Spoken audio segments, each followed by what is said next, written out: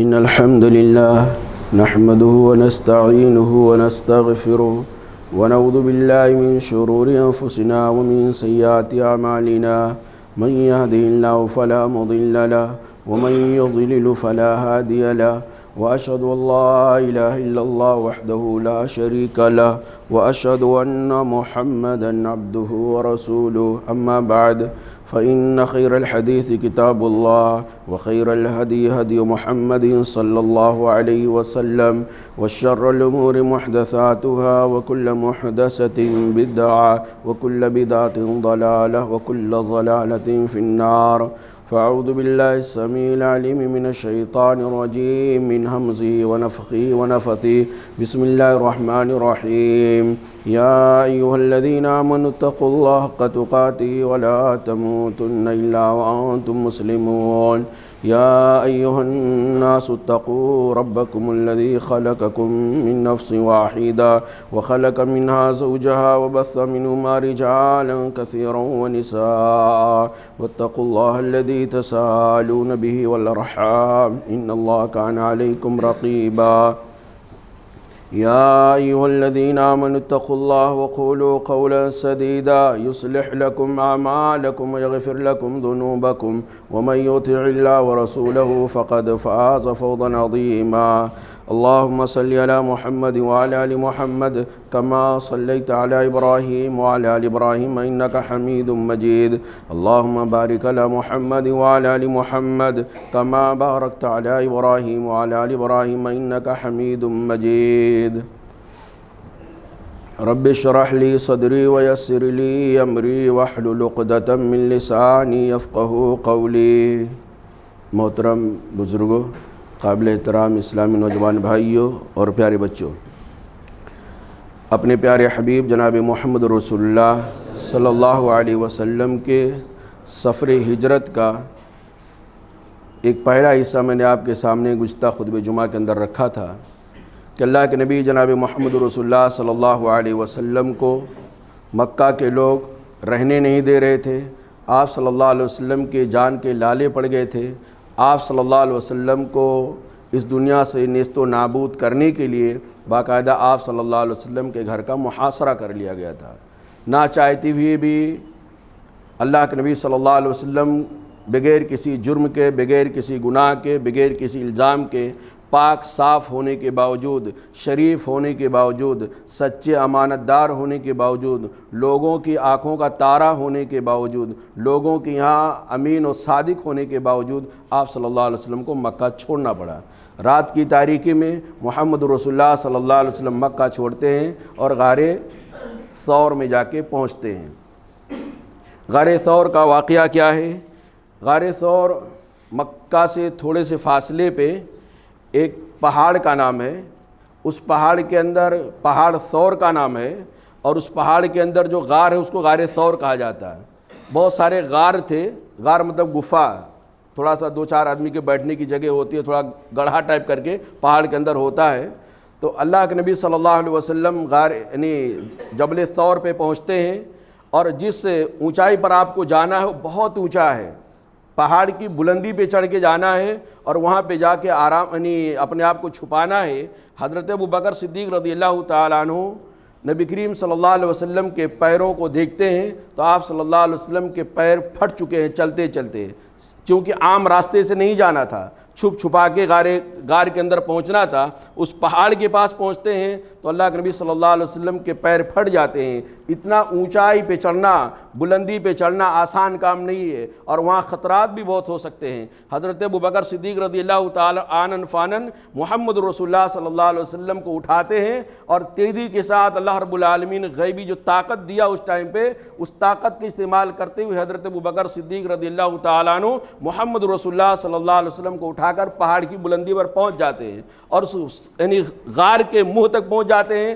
وہ غار ایسا نہیں ہوتا جہاں پہ کوئی پہلے سے آباد رہتا ہے، وہاں پہ جھاڑو پوچھا لگایا جاتا ہو، وہ غار سنسان تھا، وہاں جانور کے علاوہ، کیڑے مکوڑوں کے علاوہ کوئی انسان نہیں جاتا تھا، بہت خطرہ تھا۔ اس خطرے کو بھاپتے ہوئے حضرت ابوبکر صدیق رضی اللہ تعالیٰ عنہ نے کہا، اے اللہ کے نبی صلی اللہ علیہ وسلم آپ ذرا رکیں، میں اندر جا کے دیکھتا ہوں، اندر اگر کوئی نقصان دہ چیز ہے تو اس کا سامنا مجھ سے ہو، آپ بچ جائیں، آپ کو کوئی گزند نہ پہنچے، آپ کو کوئی تکلیف نہ پہنچے۔ حضرت ابوبکر صدیق رضی اللہ عنہ اندر جاتے ہیں، اس کی صفائی کرتے ہیں، ایک کونے میں کچھ سوراخ نظر آتے ہیں، کچھ بل نظر آتے ہیں، حضرت ابوبکر صدیق رضی اللہ تعالیٰ عنہ اپنا تہبند پھاڑتے ہیں اور تہبند پھاڑ کر کے ٹکڑا ٹکڑا کر کے ایک ایک بل کو بند کرتے ہیں۔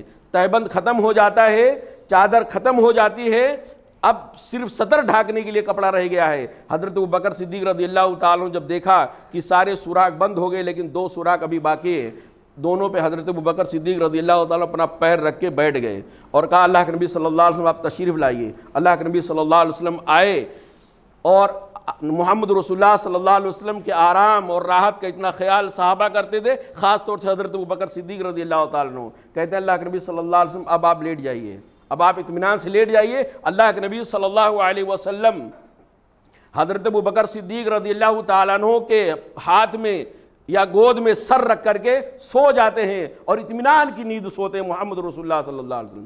نیند گہری تھی، اسی کیفیت میں جس ہول پہ، جس سوراخ پہ ابوبکر صدیق رضی اللہ تعالیٰ پیر رکھا تھا، نیچے کوئی موذی جانور تھا، کوئی زہریلا جانور تھا، اس نے ڈنک مار دیا، اس نے ڈس لیا ابوبکر صدیق رضی اللہ تعالیٰ کو، یعنی زہر پورے بدن کے اندر گردش کر رہی ہے۔ ابوبکر صدیق رضی اللہ تعالیٰ بہت تکلیف محسوس کر رہے ہیں لیکن اپنے آپ کو ہلا نہیں سکتے ہیں، اپنے آپ کو کروٹ نہیں بدل سکتے ہیں، اس لیے کہ اگر میں ہل جاؤں گا تو محمد رسول اللہ صلی اللہ علیہ وسلم سو رہے ہیں، ان کو سونے میں خلل ہوگا، ان کے آرام میں خلل ہوگا۔ اس لیے ابوبکر صدیق رضی اللہ تعالیٰ جتنا برداشت کر سکتے تھے لیکن چونکہ درد جب اندر ہوتی ہے تو آدمی ہاتھ پہ کنٹرول کر سکتا ہے، پیر پہ کنٹرول کر سکتا ہے، لیکن جو دل کی ترجمان ہے آنکھ، اور آنکھوں کے ذریعے سے جو آنسو بہانا ہے اس پہ انسان کا کنٹرول نہیں ہے، آنکھوں سے آنسو بہنے لگ جاتے ہیں۔ ابوبکر صدیق رضی اللہ تعالیٰ صاف کرنے کی کوشش کرتے ہیں لیکن 1-2 قطرے محمد رسول اللہ صلی اللہ علیہ وسلم کے بدن پہ ٹپک جاتا ہے۔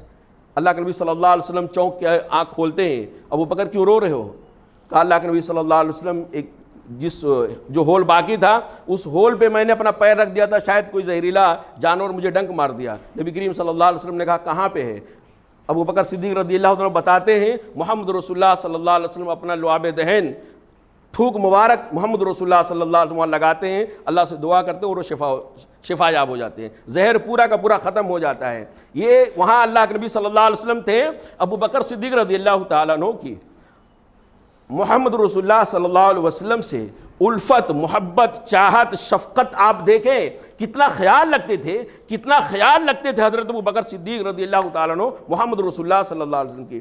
اپنے بیٹے کو پہلے سے پلاننگ کر کے آئے تھے، یہ ڈیوٹی دے کے آئے تھے کہ بیٹا دیکھ بہت یعنی سخت سفر کا معاملہ ہے، آسان سفر نہیں ہے، مکہ کے لوگ ہمارے پیچھے پڑیں گے، تیری ڈیوٹی ہے عبداللہ بن ابی بکر صدیق رضی اللہ تعالیٰ، تمہاری ڈیوٹی ہے دن بھر مکہ کے لوگوں کے بیچ میں رہنا، ان کے اندر کیا بات چیت ہو رہی ہے، ہمارے بارے میں کیا سازشیں ہو رہی ہیں، پوری سازشوں کی خبر رکھنا، اور رات جب آدھی رات ہو جائے گی پوری دنیا سو جائے گی تو چھپ چھپا کے وہ پورے کا پورا دن کی سازش لا کے ہم کو پہنچا دینا۔ رات کی تاریکی میں عبداللہ رضی اللہ تعالیٰ عنہ محمد رسول اللہ صلی اللہ علیہ وسلم کے بارے میں، ابوبکر صدیق رضی اللہ تعالیٰ عنہ کے بارے میں جو مکہ میں سازشیں ہوتی تھی رات میں جا کے پہنچا کے، اور صبح فجر سے پہلے آ کے مکہ میں اپنا صبح کرتے تاکہ لوگوں کو پتہ نہ چلے، لوگوں کو پتہ یہ چلے کہ یہ تو گھر میں سوئے تھے، کہیں اور گئے نہیں تھے باہر۔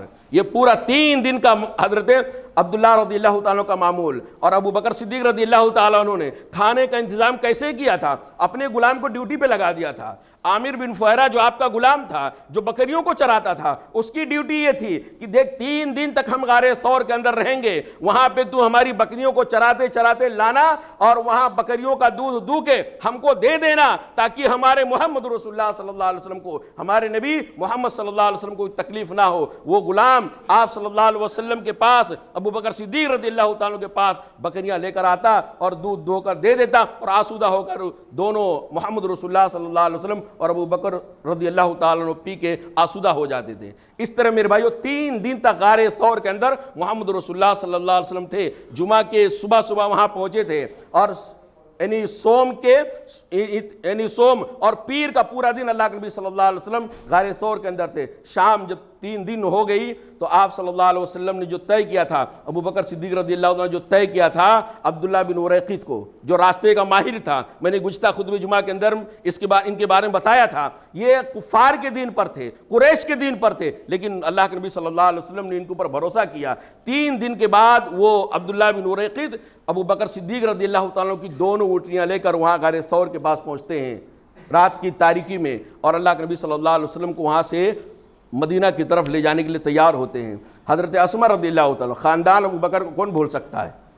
اس کا ایمان ہے ہی نہیں، خطرے میں نہیں، اس کا ایمان ہے ہی نہیں جو ابو بکر صدیق رضی اللہ تعالیٰ عنہ کے ایمان کے بارے میں شک کرے، دور دور تک اس کے اندر ایمان نہیں ہے۔ جو ابو بکر صدیق رضی اللہ تعالیٰ عنہ کے اوپر تان و تشنیع کرے، جو ان کے اوپر الزام لگائے، جو ان کے اوپر بہتان تراشیاں کرے۔ چلنے کا معاملہ تھا، دور دراز کا سفر تھا، اور 500 کلومیٹر تو وہ سیدھا سادہ راستہ، لیکن گھوم کر کے جنوب کی طرف جا کر کے، ساؤتھ کی طرف جا کر کے، پھر ویسٹ میں گھومنا، پچھم میں گھومنا، اور گھوم کر کے یو ٹرن لے کر پھر مدینہ جانا، یہ 500 کلومیٹر سے زیادہ ہو جاتا تھا، لمبا سفر تھا۔ حضرت ابو بکر صدیق رضی اللہ تعالیٰ کی بیٹی حضرت اسمہ رضی اللہ تعالیٰ عنہا کو خیال آیا، میرے ابا غار ثور سے نکلنے والے ہیں، میرے آقا محمد رسول اللہ صلی اللہ علیہ وسلم غار ثور سے نکلنے والے ہیں، یہ راستے میں کیا کھائیں گے، ان کے کھانے کا انتظام کیسے ہوگا، پینے کا انتظام کیسے ہوگا؟ اس لیے انہوں نے ناشتہ بنایا، ناشتہ بنا کر کے محمد رسول اللہ صلی اللہ علیہ وسلم کو دینے کے لیے غار ثور پر پہنچتی ہیں۔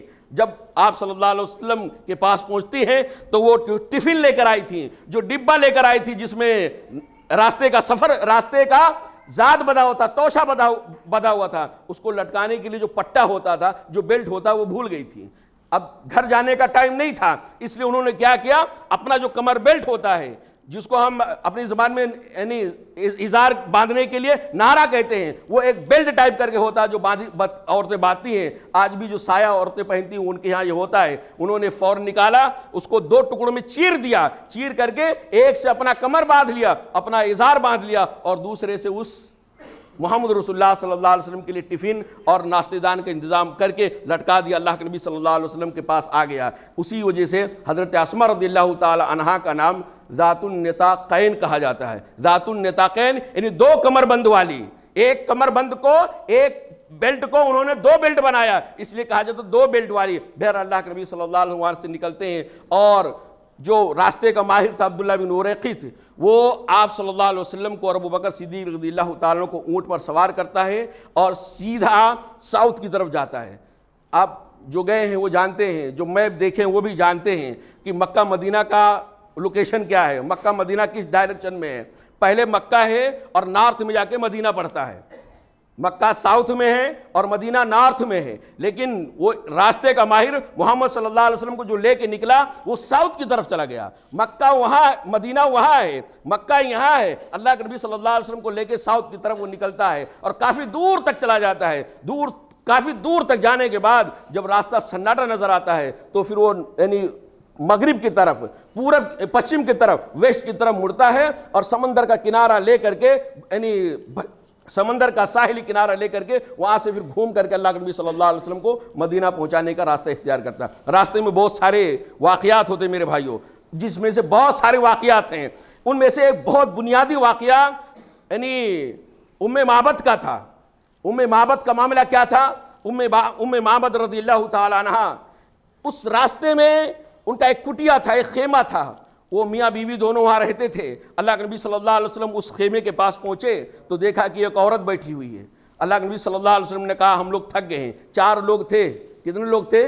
4 لوگ تھے۔ حضرت محمد رسول اللہ صلی اللہ علیہ وسلم، حضرت ابو بکر صدیق رضی اللہ تعالیٰ عنہ، عامر بن فہیرہ رضی اللہ تعالیٰ عنہ، اور عبداللہ بن اریقط۔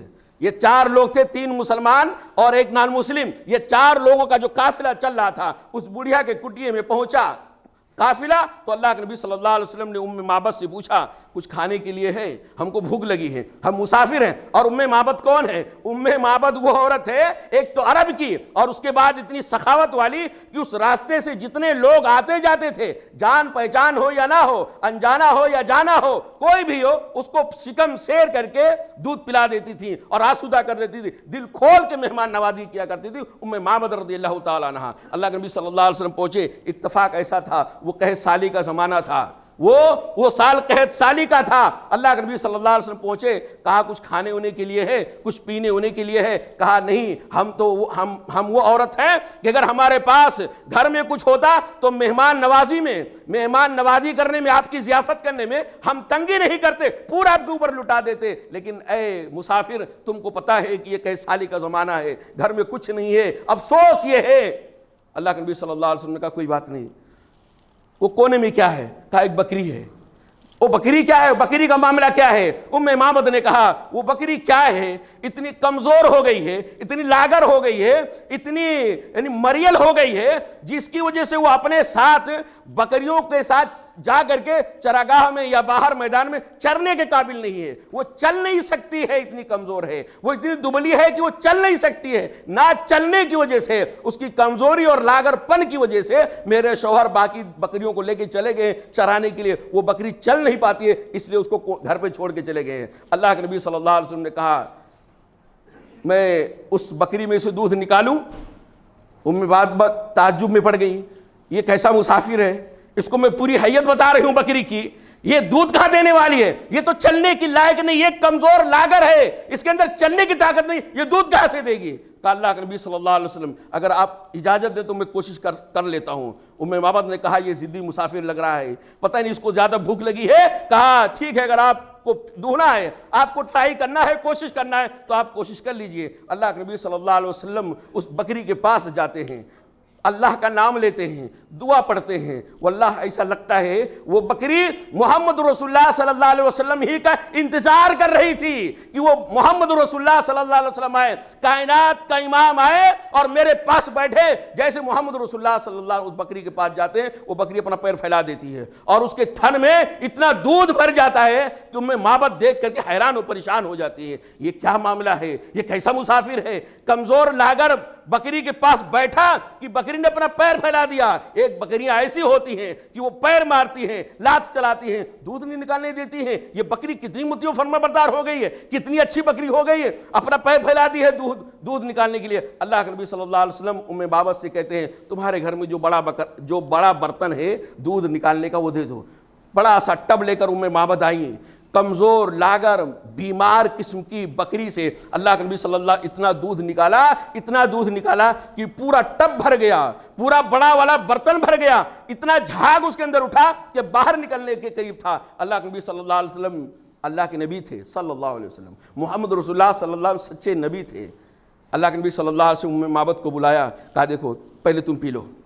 مابت خوشی حیران اور پریشان اچنبے میں، بہرحال ایک عجوبہ کو سمجھ میں نہیں آ رہا تھا یہ کیسا مسافر آ گیا ہے، اتنا ضدی نکلا لیکن اتنا برکت والا نکلا۔ مابت تم پی لو۔ مابت نے پیٹ بھر کے پیا، اس کے بعد اللہ کے نبی صلی اللہ علیہ وسلم نے ساتھیوں کو پلایا، پھر اللہ کے رسول خود پیا اور بکری سے پھر دودھ نکال کر کے پورے ٹب کو بھر کر کے لبالب اللہ کے نبی صلی اللہ علیہ وسلم مابت کو دیا اور مابت کے گھر میں دودھ چھوڑ کر اللہ کے رسول آگے بڑھ گئے۔ اللہ اکبر، یہ سچے نبی کی پہچان ہوتی ہے، کچھ لے کے نہیں جاتا ہے۔ تھوڑی دیر ہی اللہ کے نبی صلی اللہ علیہ وسلم گئے تھے کہ ابو معبد معبد کے شوہر ابو معبد رضی اللہ تعالیٰ آ جاتے ہیں اور گھر سے بھینی خوشبوئیں پھوٹ رہی تھی، حیران اور پریشان۔ آج گھر سے تو کچھ عجیب سا لگ رہا ہے، کیا لگ رہا ہے پتہ نہیں، لیکن جب قریب آتے ہیں تو سامنے دودھ رکھا ہوا ہے، دودھ قحط سالی کے زمانے میں دودھ۔ کہا معبد یہ دودھ آیا کہاں سے؟ جو بکریاں دودھ دینے کے قابل تھی وہ تو میرے ساتھ تھیں اور بکریاں کہیں قریب میں نہیں تھی، دور میں لے کے چرانے گیا تھا، یہ گھر پہ دودھ آیا کہاں سے اتنا سارا؟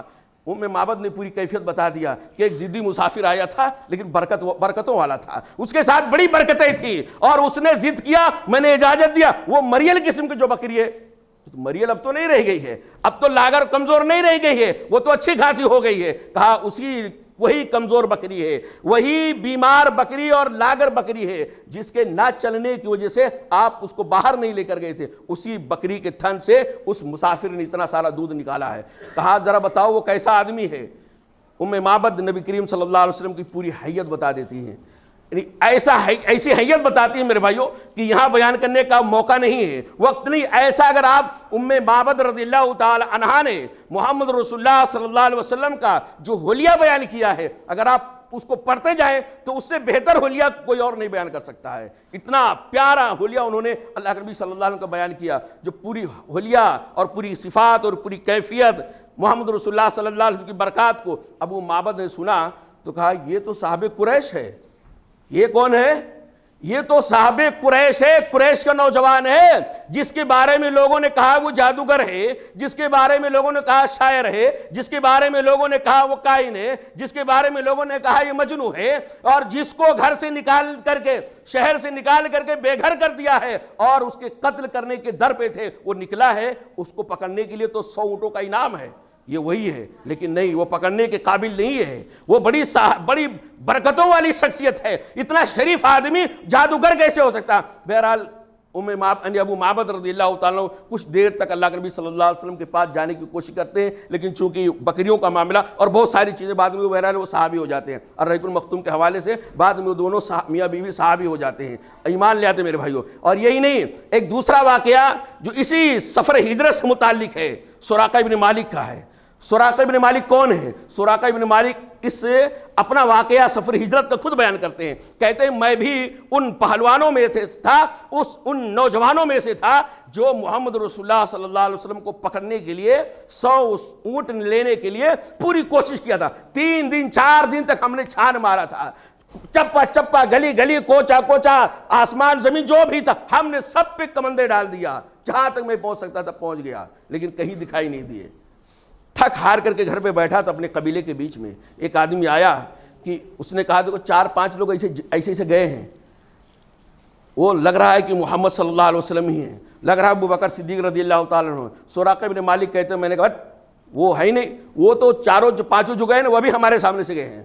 ہم نے اس کو بات کو ٹالنا چاہا تاکہ کوئی ہم سے پہلے محمد صلی اللہ علیہ وسلم کو پکڑ نہ سکے, ہم سے پہلے کوئی محمد صلی اللہ علیہ وسلم کو گرفتار نہ کر سکے, ہم اس انعام کے حقدار بنے. اس لیے ہم نے وہ جھوٹ موٹ کے کہہ دیا کہ وہ جو 4 لوگ گئے ہیں ابھی ابھی ہمارے سامنے سے گزرے ہیں. اور میں نے کیا کہ تھوڑی دیر بیٹھا, چپکے سے پیچھے اپنے گھر گیا اور اپنی لونڈی کو بولا دیکھو میرا جو تیز گھوڑا ہے اس کو پہاڑ کے وہ کنارے لے جاؤ, پہاڑ کے پیچھے سائڈ سے لے جاؤ, اور تھوڑی دیر وہاں میرا انتظار کرو, میں آتا ہوں. اپنا تیر لیا, کمان لیا, لاٹھی لیا, جو بھی میرے پاس تھا سب میں نے لیا, اور محمد رسول اللہ صلی اللہ علیہ وسلم کو پکڑنے کے لیے اور گھر کے پچھواڑے سے نکلا, گھر کے کھڑکی سے پیچھے سائڈ سے نکلا تاکہ کوئی دیکھنے نہ پائے. چھپ چھپا کے میں پہاڑ کے وہ سائڈ میں گیا تو دیکھا میری لونڈی میرے اونٹ کو لے کر, گھوڑے کو لے کر انتظار کر رہی ہے. میں نے گھوڑے کو فوراً سوار ہوا گھوڑے پہ اور دوڑایا گھوڑے کو. بڑی تیزی کے ساتھ میرا گھوڑا دوڑ رہا تھا, وہ مجھے نظر آنے لگے. میں ان کے قریب پہنچنے کی کوشش کیا اور میں نے یہ طے کر لیا کہ آج تو ان کو پکڑ کے رہوں گا. سراقہ ابن مالک رضی اللہ تعالیٰ کہتے ہیں, اس ٹائم میں مسلمان نہیں تھے, بعد میں مسلمان ہوئے. سراقہ ابن مالک کہتے ہیں کہ جب میں وہاں پہنچا تو سوکھا, کہے سالی کا زمانہ, کوئی گیلا نہیں, کوئی کیچڑ نہیں, کوئی مٹی یعنی کوئی مٹی نہیں, کوئی پانی نہیں, وہ میرا گھوڑا سوکھے میں پھسل رہا ہے. اللہ اکبر. اور پھسل گیا, اتنا تیز پھسلا کہ مجھے لے کے گر پڑا. وہ میں حیران پریشان, یہ ماجرا کیا ہے؟ میرا گھوڑا سوکھے میں پھسل رہا ہے, کوئی پھسلنے کی جگہ نہیں, پھر بھی پھسل رہا ہے, اور قریب تھا محمد صلی اللہ علیہ وسلم کو ہم لپک لیتے. اللہ کے نبی صلی اللہ علیہ وسلم کہ وہ سراقہ ابن مالک جو پیچھا کر رہے تھے, وہ کہتے ہیں میں کھڑا ہو گیا, اونٹ کو یعنی گھوڑے کو ڈانٹا, تیزی کے ساتھ دوڑانے کی کوشش کیا. دوڑانے سے پہلے میں ایک بار پھر فال نکالا, قسمت کا تیر چلایا کہ میں پکڑ پاؤں گا کہ نہیں پکڑ پاؤں گا, محمد صلی اللہ علیہ وسلم کو گرفتار کر پاؤں گا کہ نہیں کر پاؤں گا, کیا معاملہ ہے, میرے لیے اچھا کیا ہے, آگے جانا اچھا ہے یا پیچھے پلٹ جانا اچھا ہے, محمد صلی اللہ علیہ وسلم کو پکڑا جا سکتا ہے کہ نہیں پکڑا جائے. میں نے قسمت کا تیر چلایا, قسمت کا تیر مجھے بتا رہا تھا نہیں پکڑ سکتے ہو.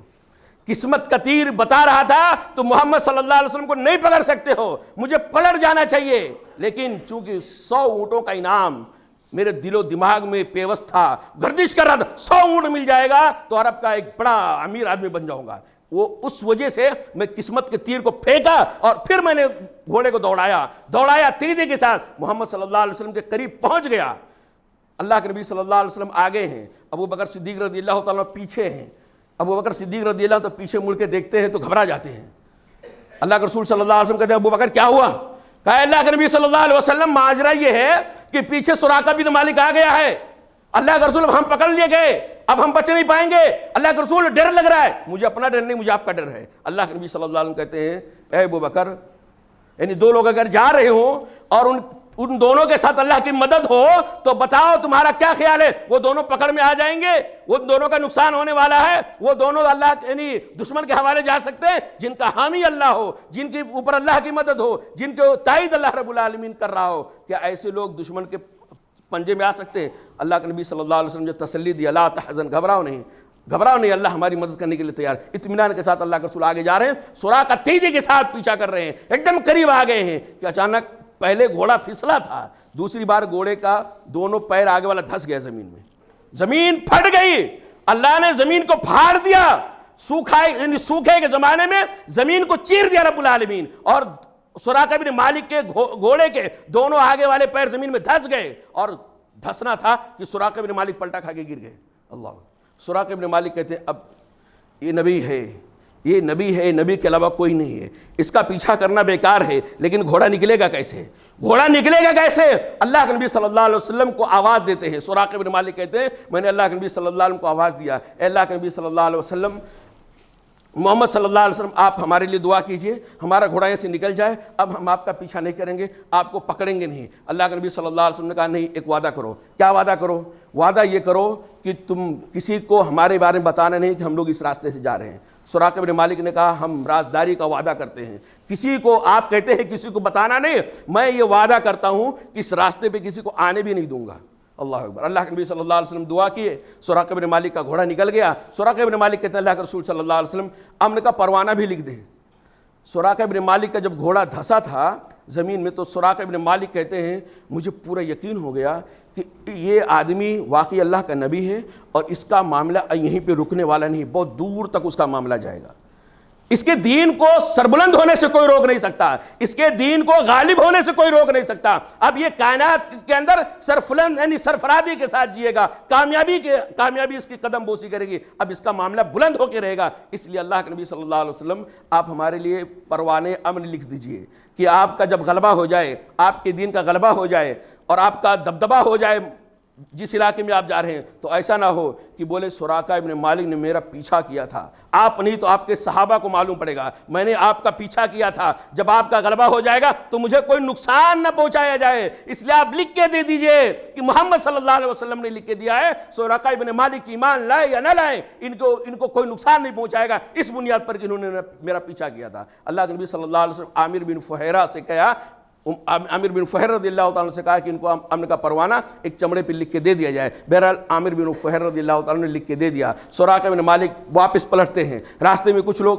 بہرحال یعنی آگ تو ڈیم ہو گئی تھی، محمد رسول اللہ صلی اللہ علیہ وسلم ابو بکر کی تلاش اور جستجو کی جو آگ بھڑکی تھی پہلی تاریخ کو، وہ دھیرے دھیرے ڈیم تو ہو گئی تھی، مدھم تو ہو گئی تھی، لیکن پورا راکھ نہیں ہوا تھا۔ ابھی بھی کچھ لوگ تھک ہار کر کے گھر پہ بیٹھ جاتے، پھر ان کو اندر سے جوش آتا، سونٹ تو پھر بھاگنے لگ جاتے۔ اس لیے بہت سارے لوگ اس راستے پہ آ رہے تھے۔ سراقہ بن مالک نے کہا نہیں، ادھر مت جاؤ، ہم نے پورا چھان مار لیا ہے، دور دور تک جو تم وہاں جا سکتے ہو ہم وہاں جا کے آ چکے ہیں، ادھر کوئی محمد نہیں ہے، ادھر کوئی ابو بکر صدیق رضی اللہ تعالیٰ نہیں ہے صلی اللہ علیہ وسلم۔ اور اللہ کے نبی صلی اللہ علیہ وسلم سے جو انہوں نے وعدہ کیا تو اس وعدے کو نبھایا میرے بھائیو۔ اس کے بعد اللہ کے نبی صلی اللہ علیہ وسلم تقریباً 7-8 دن چلنے کے بعد 1 ربیع الاول کو غار ثور سے نکلے تھے۔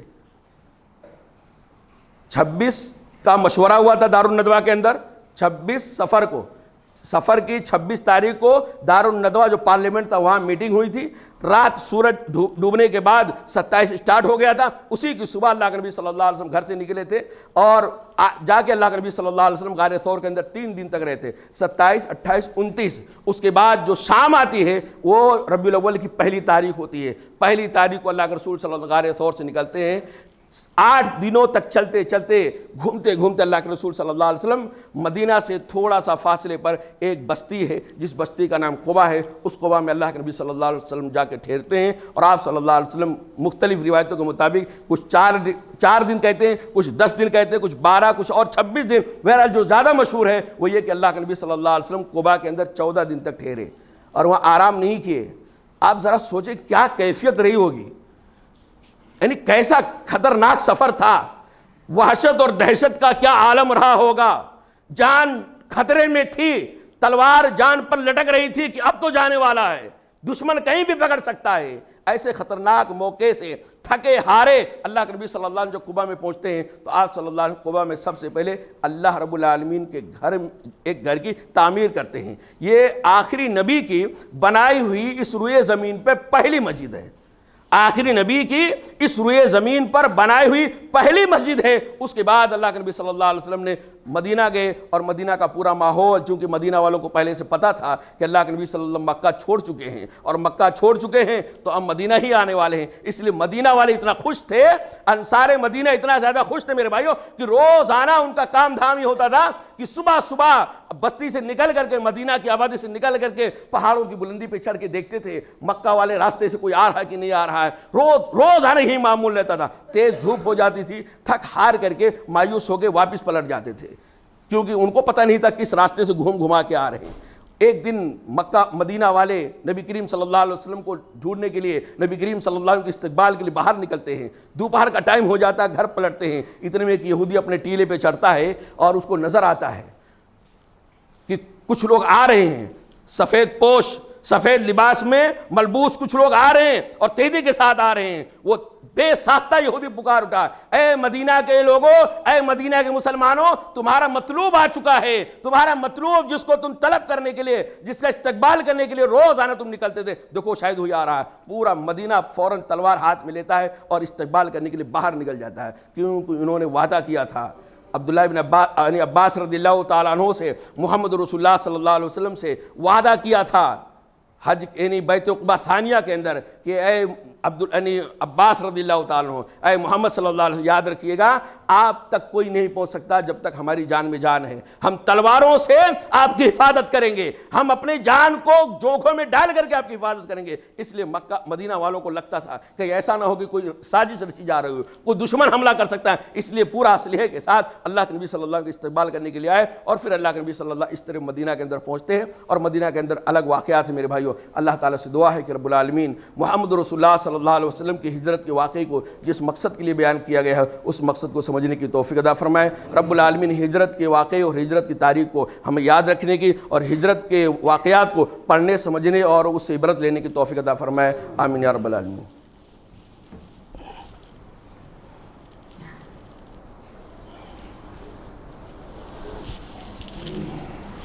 ان الحمد لله نحمده ونستعينه ونستغفره ونعوذ بالله من شرور انفسنا ومن سيئات اعمالنا من يهده الله فلا مضل له ومن يضلل فلا هادي له واشهد ان لا اله الا الله وحده لا شريك له واشهد ان محمدا عبده ورسوله۔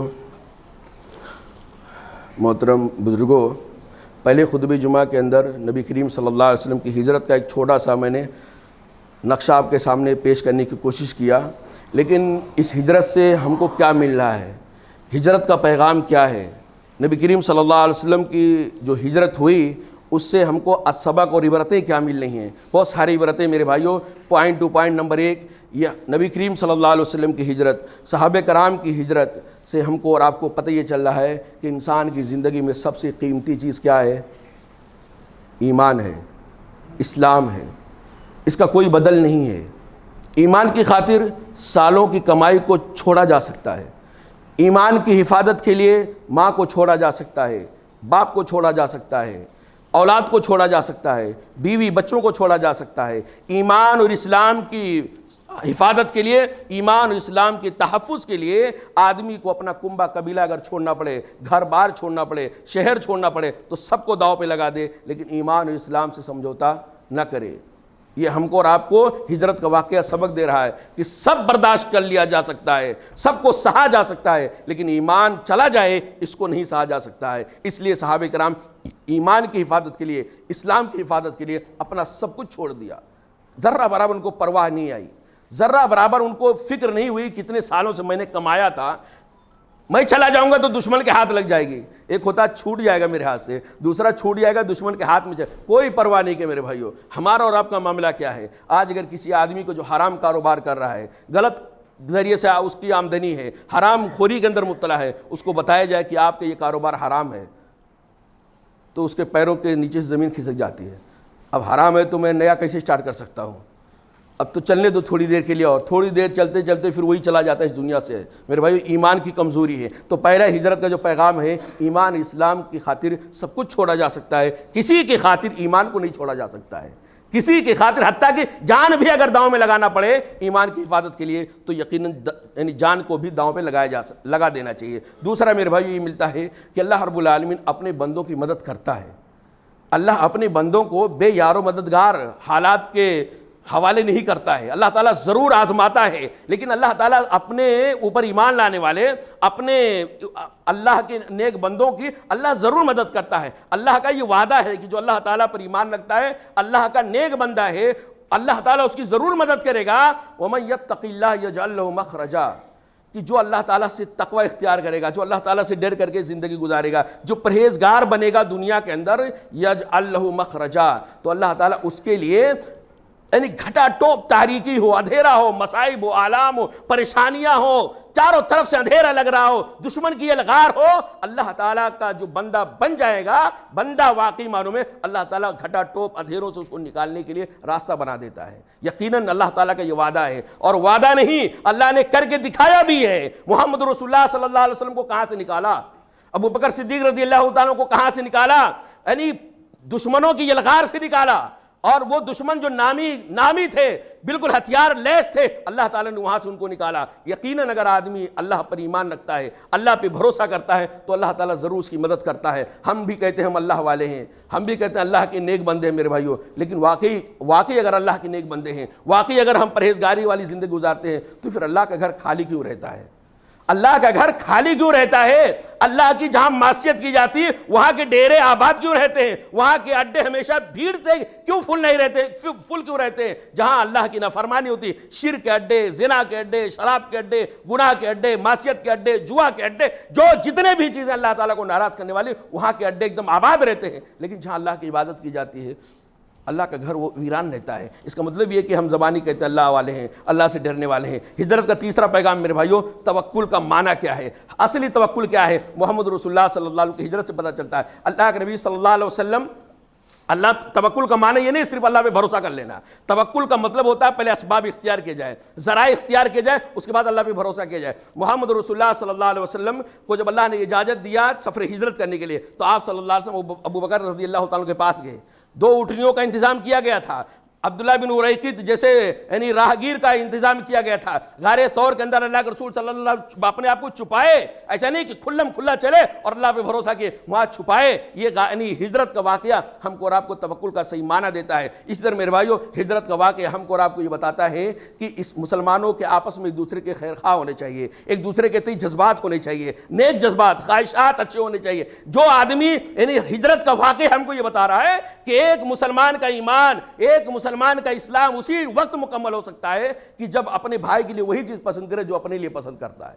جو اپنے لیے پسند کرتا ہے وہی اپنے لیے پسند کرتا ہے۔ اللہ کے نبی صلی اللہ علیہ وسلم ہجرت کر کے گئے تو یعنی مدینہ والے اور مکہ والوں دونوں مسلمانوں کے بیچ میں مواخات کرایا۔ وہ مواخات کیسا تھا؟ حضرت سعد رضی اللہ تعالیٰ عنہ جو انصاری تھے، ان کے حصے میں عبد الرحمن بن عوف رضی اللہ تعالیٰ عنہ، حضرت سعد نے کیا آفر دیا تھا؟ کہا تھا یہ میری پوری جائیداد ہے، یہ میری پوری جائیداد ہے، اس جائیداد کو 2 حصوں میں ڈیوائیڈ کر لیتا ہوں، ایک آپ حصہ لے لیجئے اور ایک حصہ میرا ہے۔ میری 2 بیویاں ہیں، آپ جس کو پسند کریں میں اس کو طلاق دے دیتا ہوں، عدت گزرنے کے بعد آپ اس سے نکاح کر لیں۔ یہ ہے اخوت اور بھائی چارہ، یہ ہے مسلمان کا ایک دوسرے کے درد۔ اور بہت سارے ایسے واقعات میرے بھائیوں آئیں۔ کہنے کا مطلب یہ کہ ہجرت کے واقعات کو پڑھیں، ہجرت کے سفر کو پڑھیں، تفصیل کے ساتھ پڑھیں، تفصیل کے ساتھ سنیں، اور اس سے جو عبرت کی موتیاں ہیں، جو نصیحتیں ہیں، اور جس مقصد کے لیے حضرت عمر رضی اللہ تعالیٰ انہوں نے اسلامی کیلنڈر کا نام ہجری کیلنڈر رکھا تھا، اس مقصد کو آپ سمجھیں۔ اللہ تعالیٰ سے دعا ہے کہ اللہ تعالیٰ ہم تمام بھائیوں کو محمد رسول اللہ صلی اللہ علیہ وسلم